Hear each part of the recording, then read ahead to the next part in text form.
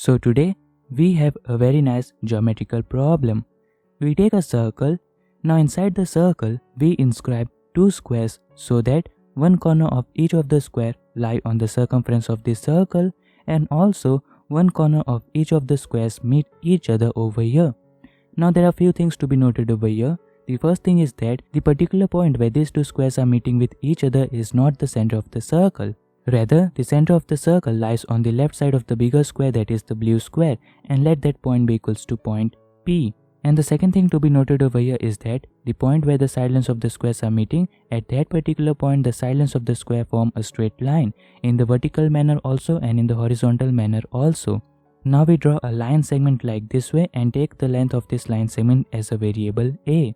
So this was the arrangement of this diagram, and now the question over here is to find the area of the circle in terms of the variable a. So this is Anmol, and now let us see the solution. How can we solve this problem?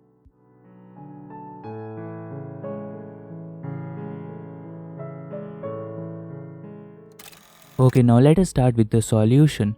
So the first thing that we are going to do is we are going to take the side lengths of the squares as variable. So first of all, let the side length of the smaller square, that is the pink square, be equals to a variable x, and the side length of the bigger square, that is the blue square, be equals to a variable y. Okay, now the next step in our solution is to take the radius of the circle as a variable. So recall that it was a given data that this particular corner of the blue square meets the circumference of the circle. So if P is the center of the circle, and if I draw a line segment from the point P to this particular corner, it will ultimately turn out to be a line segment running from the center of the circle to the circumference. Hence it would be the radius of the circle, and let the radius of the circle be equals to a variable b. Okay. Now similarly we can mark one more radius for this circle using this data, that was this particular corner of the pink circle intersect with the circumference of the circle. Hence if I will draw a line segment from the point P to that particular corner, it will turn out to be a line segment running from the center to the circumference. Hence it would also be the radius, and the length of this length would also be equals to b. So here what we have done is we have taken the radius of the circle as a variable b. Okay, so here we have marked the lengths of some of the important line segments. Now let us mark some angles. So first of all, look carefully. This angle would be 90 degree because it is the corner of this blue square. Similarly, this angle would be 90 degree, that angle would be 90 degree, and as it was a given data that these lines and these lines are straight line, so ultimately by linear pair this angle and this angle would also be 90 degree. Now look carefully in this right angle triangle. First of all, this side of this right angle triangle is the side length of the pink square, hence the length of this line would be equals to x. Similarly, the base of this right angle triangle is the base of the blue square, hence the length of this line segment would be equals to y. Okay, so the right angle triangle is like this way. The height of this right angle triangle is x, here is the 90 degree, the base of this right angle triangle is y, and the hypotenuse is equals to a. Therefore, by applying the Pythagoras theorem in this right angle triangle, the equation will turn out to be x square plus y square is equals to a square. So here we have got this very nice equation, and it is the most important equation in our solution. So let this be equation number 1. Okay. Now to move further in the solution, we need to extend some of the line segments. So let me just clear this diagram a little bit. Okay. This length was equals to b. Now the first line segment that we are going to extend is this side of the pink square. So what we simply do is we take this side of the pink square and extend this one as a straight line. Okay. Now in the next step, we are going to simply drop a perpendicular to this line from the point P. So from the point P, we drop a perpendicular to this line segment, and the point where the perpendicular is meeting, let that point be equals to M. Okay, the center is marked as the point P. Let this top point be equals to capital A. Okay, now look carefully. We have a very beautiful right angle triangle, that is AMP. But to utilize this right angle triangle, we need to mark some more lengths. So what we are going to do is we are going to take the length from this particular point to the center of the circle as a variable. So the length from here to here, we are going to take it as a variable z. Okay. Now look carefully, this angle is 90 degree because it is the corner of the pink square. As this line was a straight line, by linear pair this angle is 90 degree. Again we can see that this angle was 90 degree because it is the corner of the pink square. This line was a straight line, therefore by linear pair this angle is 90 degree. Now in this particular quadrilateral, three angles are 90 degree. Hence by applying the angle sum property, the fourth angle will also turn out to be 90 degree. Now look carefully, for this particular rectangle that we have formed, this particular side is the length of this rectangle and it is also the side length of the pink square. Hence the length of this rectangle would be equals to the side length of the square, and that is equals to x. Okay. Now as this quadrilateral is a rectangle, opposite sides would be equal, therefore the length from M to P would also be equals to x. Okay. Now similarly this side would be equals to that side. The length of this side we have already taken as another variable, that is z. Therefore the length of this side, that is from this point to this point, would be equals to z. The length from A to this particular point is equals to x. The length from that point to M is equals to z. Therefore the complete length from the point A to M will simply turn out to be x plus z. Okay, so now we can see that we have this right angle triangle AMP and we are going to apply the Pythagoras theorem in this one.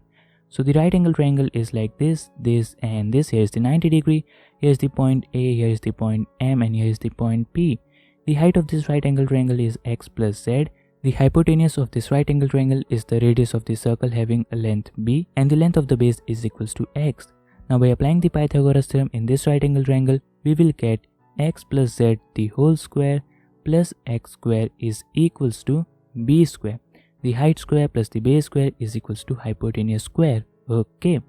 Now we are going to utilize one more right angle triangle, and that is hidden very nicely over here. Now look carefully, the length from here to here is equals to the side length of the blue square having a length y. The length from that point to the point P is equals to z. Therefore the remaining length, that is from the point P to B, will simply turn out to be the longer length minus the shorter length. The longer length is equals to y, the shorter one is equals to z. Therefore this particular length will turn out to be y minus z. So this time the right angle triangle that we have is like this way. Here is the 90 degree, here is the point P, here is the point B, and here is the point C. The height of this right angle triangle is y minus z. The base of this right angle triangle is equals to y, and the hypotenuse is equals to b. Now when we will apply the Pythagoras theorem in this right angle triangle, we will get an equation, and it will be y minus z the whole square plus y square equals to b square. Okay, so here we have got this equation by applying the Pythagoras theorem in this right angle triangle. Now recall this particular equation that we have obtained by applying the Pythagoras theorem in this right angle triangle. It is also giving us the value of b square, and this equation that we have just got is also giving us the value of b square. Hence we can simply compare these two equations. So by comparing these two equations, we will get another equation, and it will be x plus z the whole square plus x square equals to y minus z the whole square plus y square. Now if I will open the brackets on both of the side, so I will get x square plus z square plus 2xz plus x square equals to y square plus z square minus 2yz plus y square. Now z square and z square can be cancelled out from both of the side. Finally adjusting the terms will give me 2x square minus 2y square equals to negative 2yz negative 2xz. Factoring out negative 2 from both of the sides, I will get y square minus x square equals to yz plus xz. Now by applying an algebraic identity on the left hand side, that is a square minus b square equals to a minus b into a plus b. So y square minus x square will turn out to be y minus x into y plus x, and this thing equals to, now on the right hand side from both of these terms I will simply take z common, so inside the bracket I will get y plus x. Now we can simply cancel out the y plus x from both of the sides, because y plus x is not equals to 0, as y and x were the side lengths of these squares. Hence the addition of these two things is not equals to 0, hence they can be factored out from both of the sides. Now finally we will get the value of z as equals to y minus x. Okay, so here we have got the value of the third variable in terms of the side lengths of these two squares. Now let us utilize this thing. Now to utilize this particular thing very nicely, what I will do is I will just substitute the value of z in this yellow color equation with the new value, that is y minus x. You can just substitute this thing in this white color equation also. It's upon you whether you want to substitute in that one or this one, you will get the same result. So for now let us substitute this value in this yellow color equation. So first of all, the yellow color equation looks like y minus z the whole square plus y square equals to b square. Now instead of this particular z, we will replace it with its new value. Therefore the equation will turn out to be y minus, now instead of z we need to put y minus x, and this thing the whole square. Opening the bracket and simplifying this thing will simply give me x, and that is also going to be square. So x square plus y square is equals to b square.